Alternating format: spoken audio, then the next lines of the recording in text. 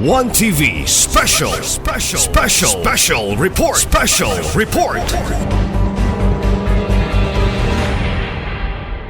Sige ma'am, para masulban na yung problema.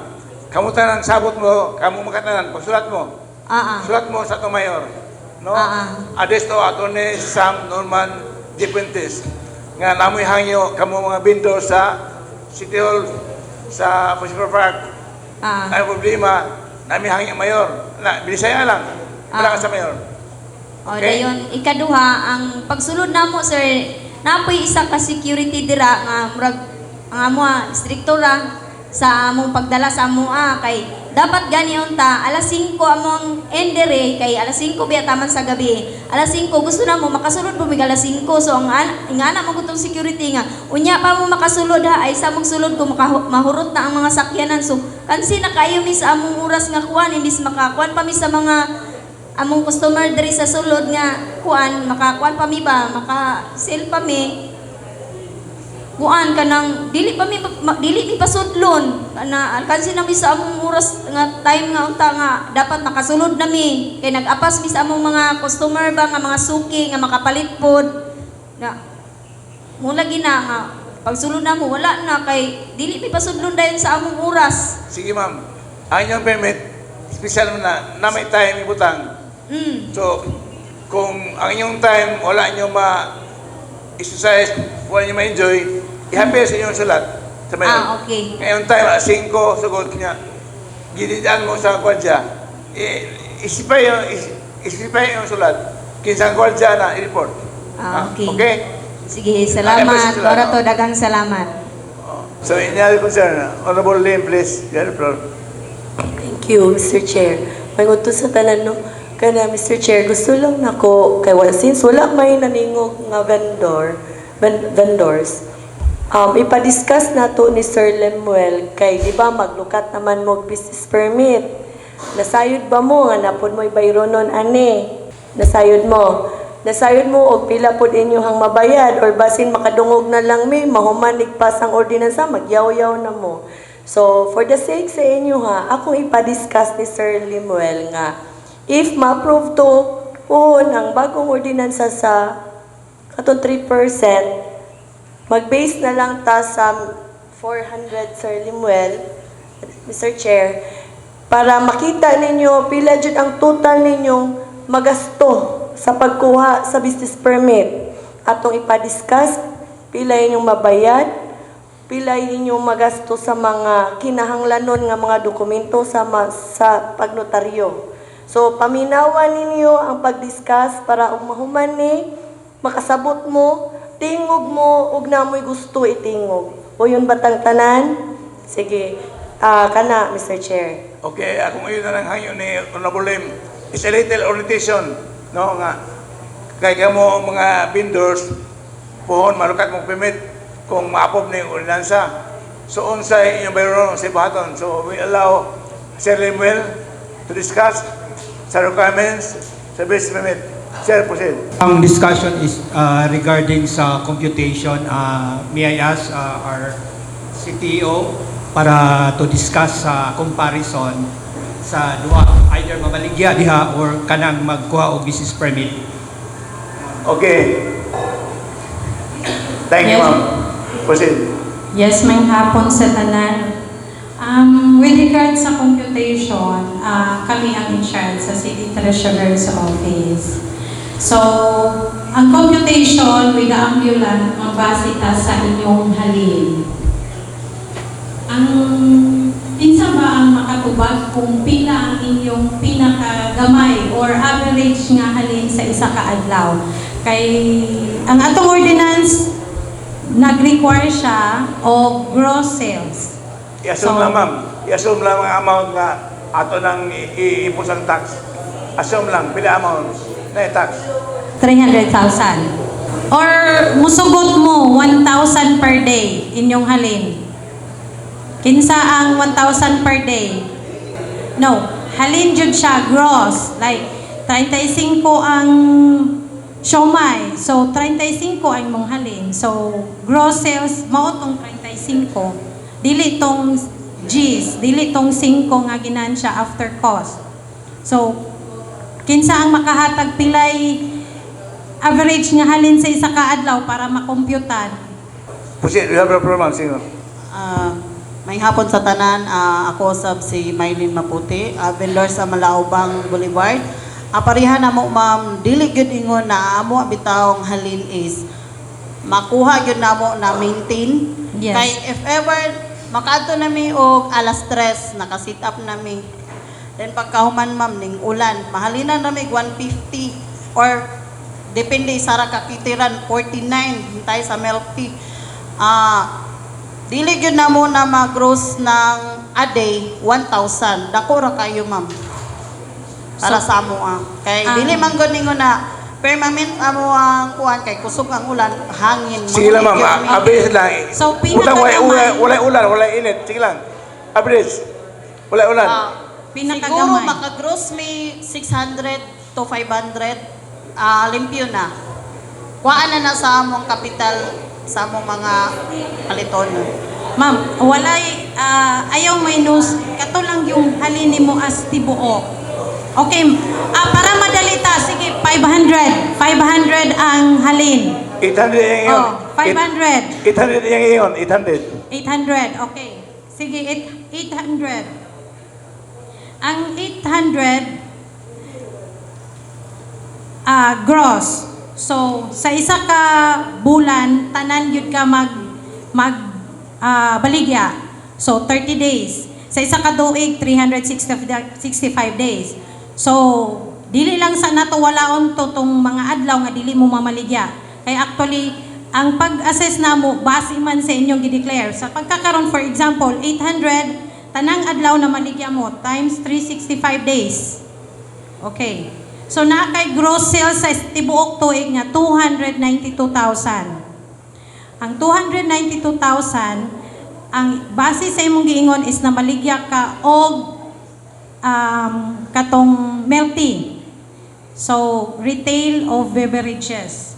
Ang retailer naka-rate ka under section D sa Ordinance 1059-13. So ang imong 292,000 under siya sa 200 or more but less than 300 na akay tax nga 6,635 a year. Oh.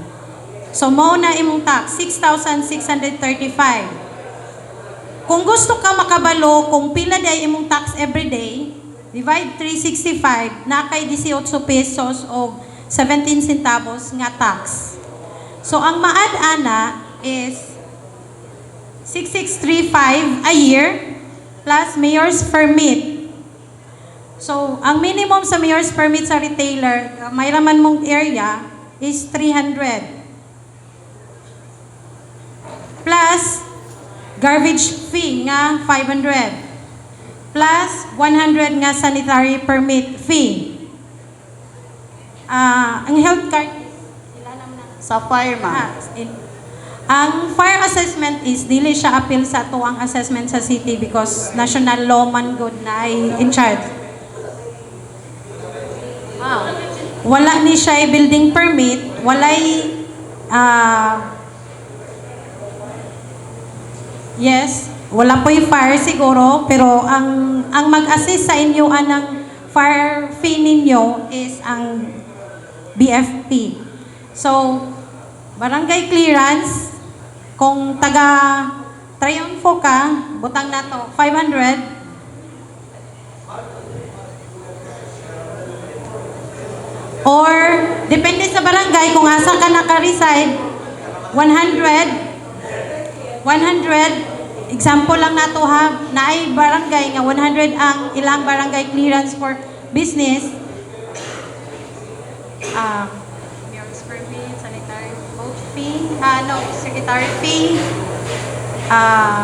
other mayor's permit, mortgage, sanitary. So, approximately, ang imuhang business permit nga bayron nun throughout the year is 7,685. Appeal na to sa sanitary permit. Appeal na to ang sanitary permit fee, pero ang card is separate na ninyo kwaon, which is 50 pesos. Ang laboratory, separate na siya kay bayaran man na ninyo sa asa mo nagkuha like Padre Pio or ang sa mga medical. So dili na sa atoa. So sa business permit assessment with the CTO sa imuhang line of business 7,685. So naapay for 1 year na siya. With regard sa katong nagbaligyag pagkaon, like nag-install gyud siya og mga lingkuranan, katong nagbarbecuehan, katong nagsiomay, nag-quick nga nag-set up jud og lingkuranan. Ang line of business nila ato refreshment. So ang rate nato sa ordinance with regard sa nga ilobi is 2%. So katong halin 800 times 365 times 0.2%. So, ang tax ato niya, ibutang nato nga refreshment siya katong nagbaligyag barbecue something, 5,840 ang tax whole year plus 800 nga refreshment mayor's permit plus garbage nga 500 plus sanitary nga 100 plus sanitation plus mayor's permit plus 50 nga secretary fee, approximately parehas ra 7,000 kapin. So kung katulang ko ang imuhang sales, but sure man gyud ko base sa among mga inspection dili kadaghanan sa panahon ang mga ambulant vendors dili mobo sa 1,000 ang ilang sales. So, ang imuha sigurong giingon ma'am nga na instances nga giulan, so wala mo ka pamiligya. Pero ang ambulant vendors para sa actually nakabaluta ang ambulant vendors asa ni sila mamiligya is dito sa daghang tawo. So naka-sure me nga more mo og sales i-compare atong mga sari-sari store kay identified na katurang silingan nila ang mamalit. So motang naatay ordinansa for exemption sa ilaha. Pero ambulant vendors kamo ang moduol sa mga customer kay magbalhin-balhin mo, pwede mo magbalhin-balhin. So kato lang minimum with 800 ang sales, kato ang approximately business permit ninyo a year. And naapod mo yung option nga mag-quarterly sa inyong tax. So, katong 6635 for retailer, pwede to ninyo i-divide of 4. 6635 divide 4 kay quarterly nga tax, 1658.75 ang quarterly ninyo nga tax. Kada quarter. Kada tulo ka bulan. January, April, July, and October 20. So, thank you. That's all, Mr. Chair. Salamat, ma'am. Katong sample na to, sample. Panamo idea ba? Pila kay meron no, namo idea, no? Ako man tong gross. Oh, gross. Sample lang. Ya. Napakay lain nga. Pareha na mo. Dili man mi ay prana ko sir na Mr. Chair na nag-tent lang Mr. Chair sa Boulevard. Wala mi ingon na walking kanang Sige lang, ma'am. temporary lang mi sa Makita man, Boulevard. ibawaan na mo. Sige lang. Kita ka lang sample para naka-idea ba? Sige. Kaya para gi ko man honorable mo namo idea. Pila pero non. Pila posible pero na sa garbage bampa para namo idea ba? Para ma-apply mong permit namo una-una pila kay pero non. Salamat, Okay. Mr. Chair. So, sir, your floor. Tekay man po paliw.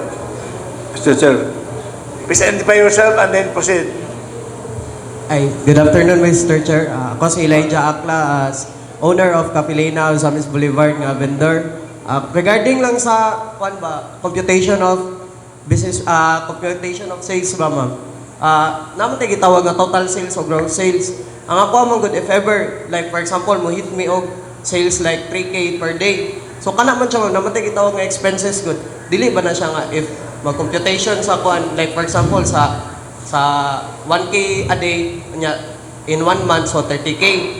So naman tayo expenses good, like for example, sa mga products sa mga paliton, like mo rin siya, per kilo niya is makuhaan din siya ba? So ang ako lang pong kuan, wonder lang ko ba nga, if ever nga maglukat na permit, so namin kita mo kwanta nga maging honest person ta sa kuan pag Sige sir, pag sa sales. karoon ni ma'am. Oh. Ang balaod, gross ba o net income ba? Ma'am, Oh. proceed. Mo akong kuan ma'am.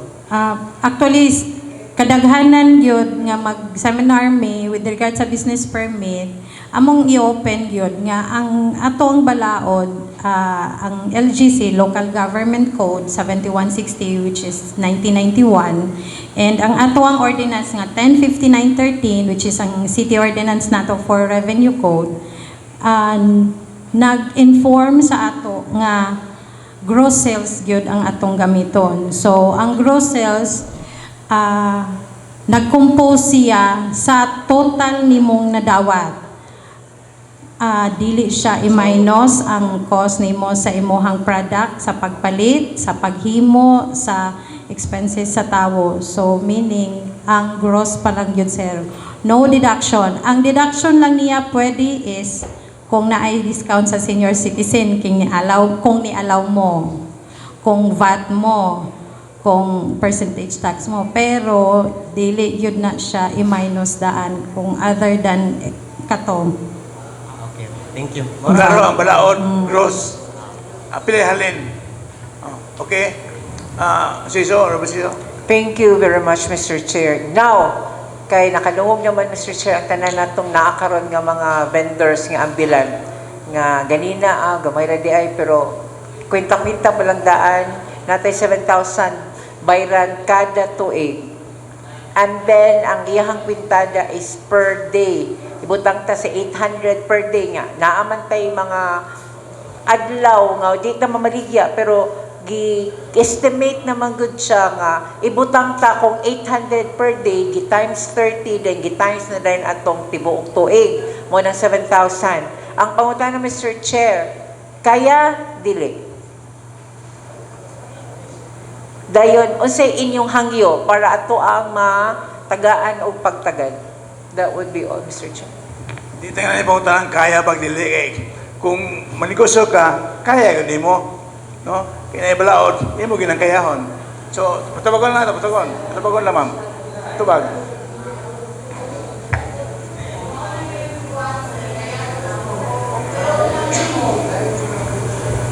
Pero kung mahimo Mr. Chair, maususan pa gamay ang among kuan. Kay para dili mingon na makakuan mi unfair kay para nang ulan kayo bagyo tagpila ka adlaw tagtulo. At least gamay-gamay ato okay na sa amo Ma'am, kanang atong mga buwis, balaod ni. Nasa local government code, nasa atong code sa siyudad nga sa una pa sa 13 paghimo. So, di ni nangingon nga muhangi mo kay balaod man eh, balaod. So kung mo enter mo, bayad mo. Kung di mo enter, wala mo bayad. Pero ana ba? Anak simple. Okay? Thank you ma'am, thank you. So, unsa pa yung mga dapat atong i-diskutir, Honorable Lim? Thank you, Mr. Chair. Napoday ko'y kuan sa health regarding ni sa sanitation, Mr. Chair. Since naman tayo training sa pag-handle, food handling, ang akong question na to is, kinsa, ilabi na sa gabi naabatay tao sa LGU nga musubay sa mga namaligya o mga food vendors kung sakto ba ilahang gipangbuhat limpyo ba ana? Ang atong time sa trabaho, 8 o'clock, tamas 5 o'clock. Kung mo lapas na overtime, gawas si Mayor, maghatag mission order, no? Pwede na imoon. Mission order. Maghimo tayo mission pa-imisigal. Honorable Dr. Erog, please confirm. Yes, yes, Mr. Chair. We have done this before. Katong daghan kaayo ambulant vendors dito sa isa ka park.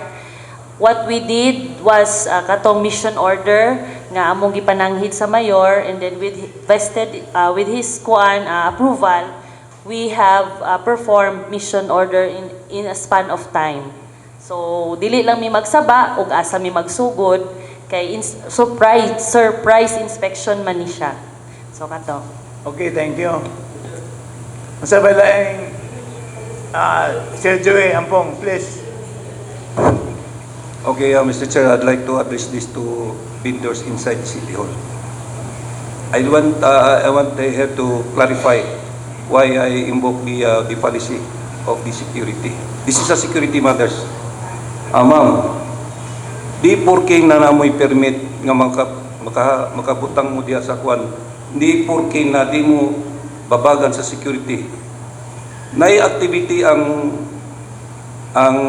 LGO. So kanang plaza diya sa LGO na ato na, pero most probably priority ang LGO kung naay activity. Giingnan naman bumudaan na sa una wala pa ko. Kung naay activity magulat mo, unlike September nga we are celebrating the civil service nga di gyud sila kasulod at sa same time that we finish the activity nga mahumantag activity makasulod na mo. Inyong kauban isa, yung sulod yun, sa dili pwedeng musulod sa kay na yung activity. Pag-auson sa ang mga sakyanan, unan mo makasulod. Gahi kay ulo, amang po'y humok nga ulo, gahi mo ginatong ulo. But I'd like to remind him, next time he do it, I will recommend him for the revocation of the permit. Because I'm talking about security matters. Gahi kay mo ulo. Di mo pwede musulod niya kung na pa'y nakasakyanan. Kung sulod mo, hindi maggubot ng plaza. Whatever happened to the City Hall is my responsibility. Kaya pasensya na tayo. Tell him. So kini sabot-sabot naman kaya naaman tayo balaod na permit, tumanon lang yung permit. Ayaw lang pabilit sa balaod sa City Hall. Ano na, sabot-sabot ra. Kaya hindi na ito panginabuhin naman. So okay? Sabot-sabot lang. Na kung kailangan angay mo seminaro ni Sir Joey para magsinta na ba? Wala yung mga kakulian na hindi mag-accepta na no? Kay Sir Joey, siya in charge sa security sa City Hall. Kung na ay mga kalamigitan na ipakita po nga di na ngayon, so siya ay manubag. So, nasa responsibilidad ang inya pong part, panginabuhi po. So, magsitay natin, panginabuhi o ang mga regulasyon sa City Hall para wala problema. Okay? Okay. Honorable Siso. Thank you very much, Mr. Chair. Ako lang ipasabot sa itong mga vendor nga wala ni gihimo nga ordinansa para magpinikito ta, lisod-lisuro na to atong mga negosyante, ato ang gigipit atong mga negosyante. Ang tinuod gyud ani is para ma-regulate, para mahapsay ug maayo mo pagka-plastar. Di kita pod as mga ambulant vendors matagaan tag legitimacy, proud ta sa tong business kay ning tunong ning sanong man ta sa mga protocol sa mga polisiya ug sa balaod nga ning tuman man ta. So di kuan ba naatay pride mamaligya because ni undergo man gud ta sa tanan nga directives nga gimando sa LGU. Pero ayaw lang gid hunaw naa nga gigipit man mi ani antay kuan man ta ani kanang antay kana bitong mo lambo ang ato ang kanang panginabuhian. This is not okay. So ay lang gid mo kay discourage, ang amo lang din himo is for you to make sure nga hapsay o regulated o maayo ang pagka-plaster. Di wala mo na mo gigipit, wala mo na mo gihatagan nga ning stricto, gituok na mo sa inyong hangkuan nga gagmay pa nung negosyante mo giduot. This is not okay. Thank you, Mr. In some kini nga ordinansa, post ordinance, regulasyon na regulasyon. Portuguese is good, Portuguese number, no? Kinagpukiyan sa kayuhan para sa kadaghanan. Wala ni motibo nga daotan. Pasayan sa atong balaod sa local government code is for general welfare. Stanan. Atong gihimo para magprotektahan ang Luzeranon sa Jose Calinaw, sa health, sanitation, environmental hazards, tanan, traffic laws, maprotektahan tanan ba? So, regards din aghimo sa atong idyo, maningamot na mapatuman perhaps sa tanan. Wala ni motibo nga lain. So, okay? Any other clarification? Sir Ejil. Thank you, Mr. Chair. Again, maghapon sa tanan. Kung i-present basig dagaan o consideration sa proponent aning mao nga ordinance kay para man sa ka ayuhan sa tanan, no? Labi na sa mga usamis nun, no? Una is basig pwede na to mabutangan sa section sa atong ordinance ang residency.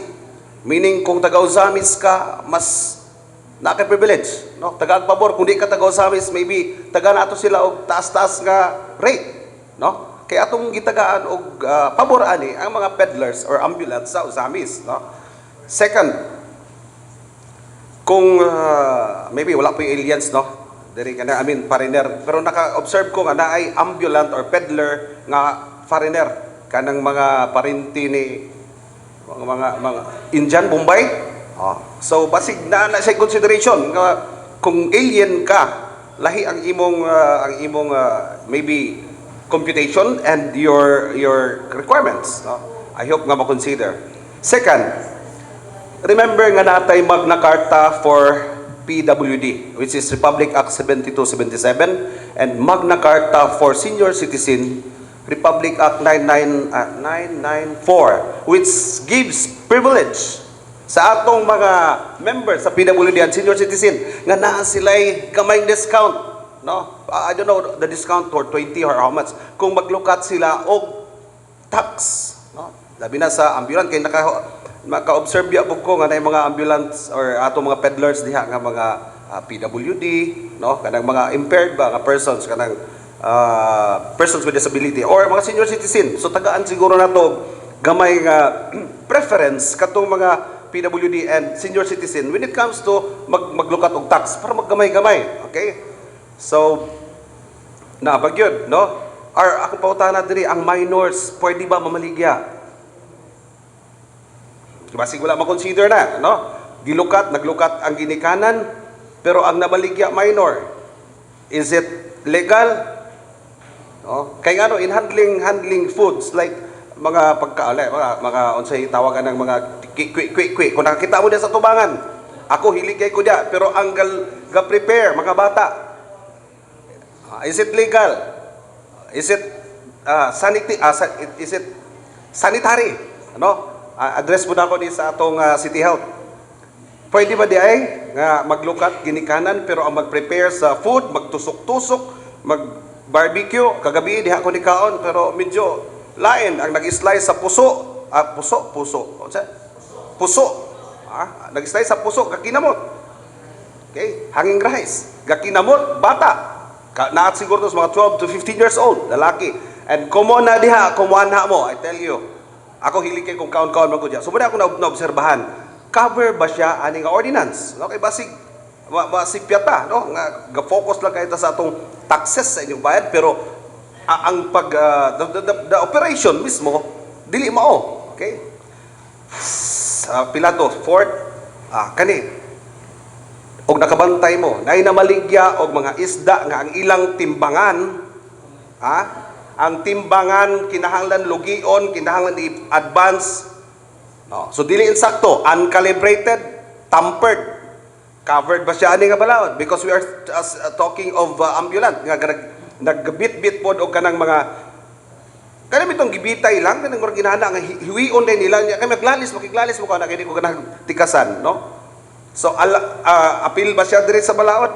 What if makalapas sila, nakita ang ilang timbangan, tampered or uncalibrated? I-confiscate ba? So, I hope nga i-consider.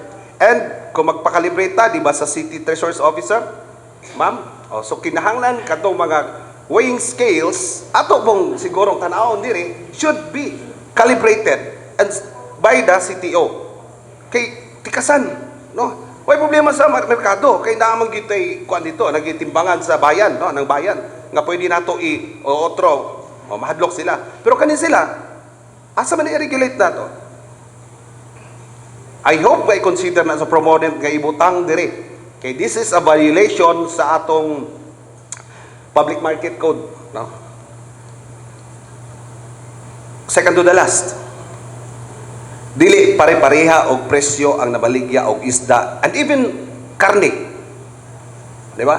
Isda na mulapas na 450, na 400, na 550. Labi na kay doon lang Christmas, doon lang New Year, mas mutaas. Unsaon pag-regulate ani, cover ba siya ani nga ordinance? Okay, kani sila, pataka lang ni sila. O nya, natural, mapugos ta kay gidulol po sa tong atubangan. Gamitan pa yung tikasan nga timbangan, gilubo. May pag dito lang sa merkado. Kaya ignon man kag dito lang sa merkado palit, sir. Kaya mo pliti pa ka. Okay? So, akong point is, angayan ba siya nato ibutang sa ordinance? Karon mahimong comprehensive ang atong ordinance nga kung mahimo ko nay gamay nga kuan didto na kaya atong penal provisions ani maapil na to siya kanang mga tikasan. So kinsa may mag-regulate sa prices. So it should be no kung mga isda, mga agricultural products ang DA naman ay kuan ang DA sa suggested retail prices, no? And lastly, sa nakita nako sa atong ordinance, wala siya penal provision, no? Ang gibutang lang is na ang ako nakita failure to comply, which is section 5 last paragraph, kung pwede nato masyo, sir, akin sa operator sa atong section 5 last paragraph.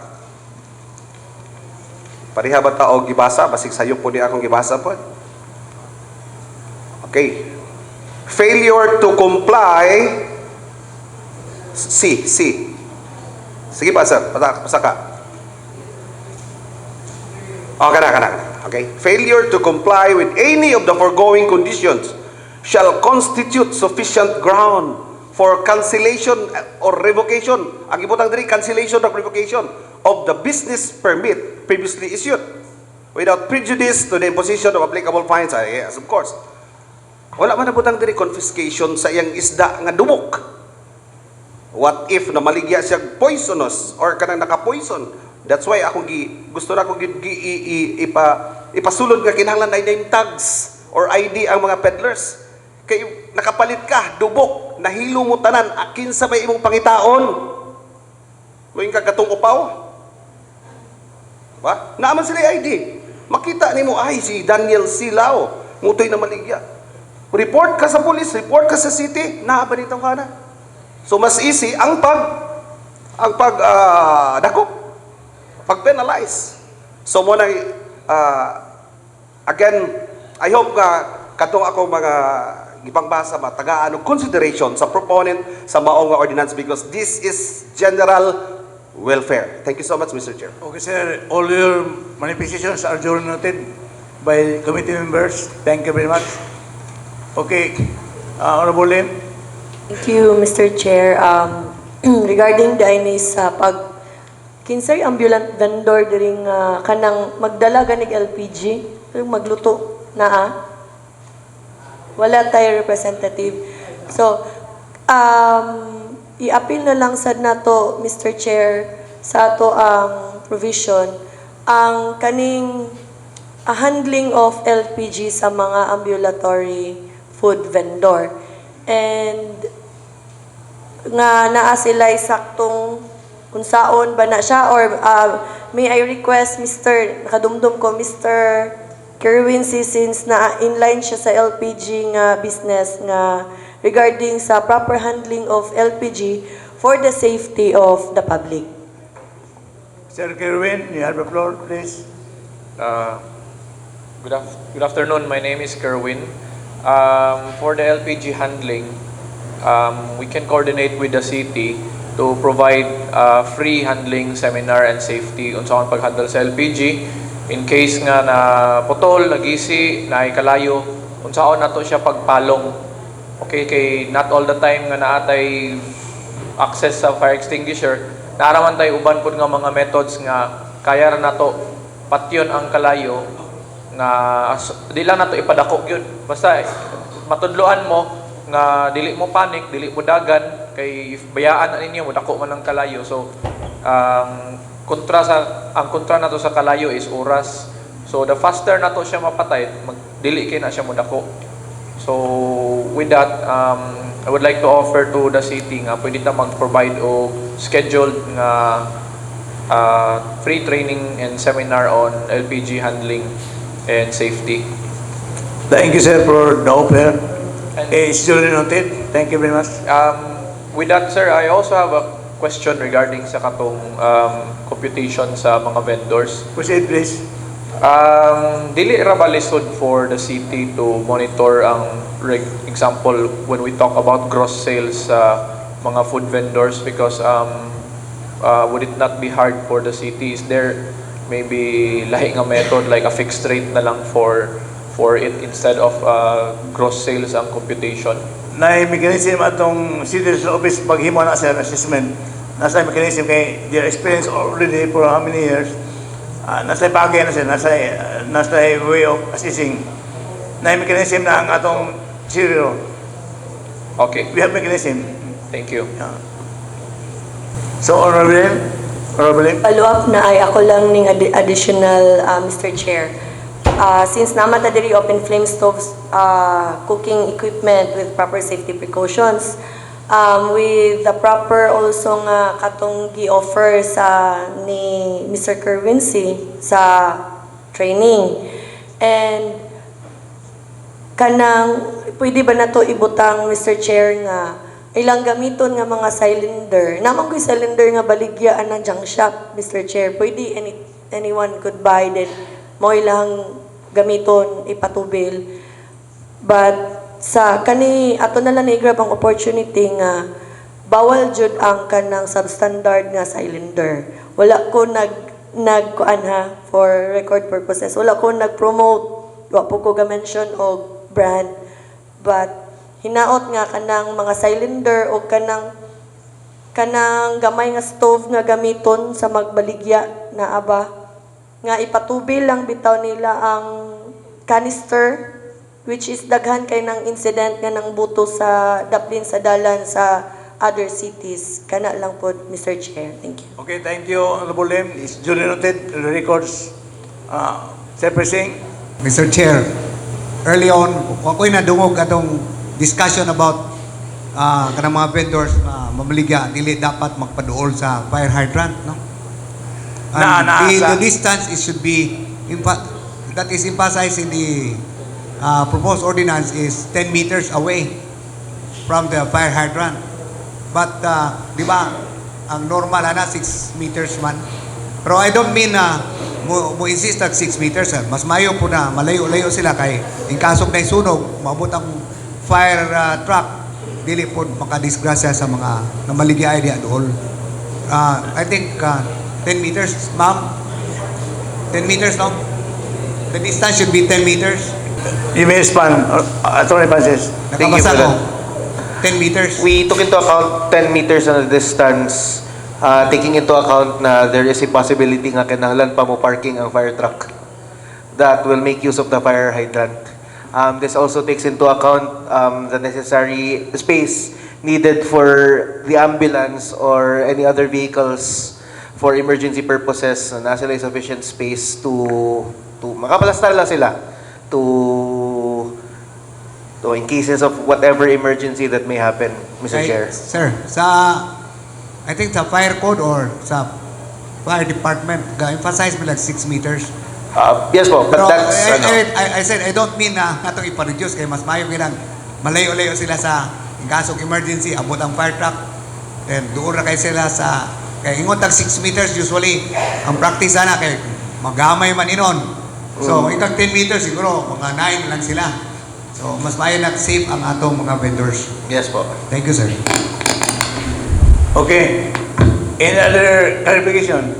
I hope if it is clarified, ang vendors, pumuntahan na idea kung 11 lang kahimtang, malukat sa day permit, nga pila yung posible nilang bayron, nasa idea, no?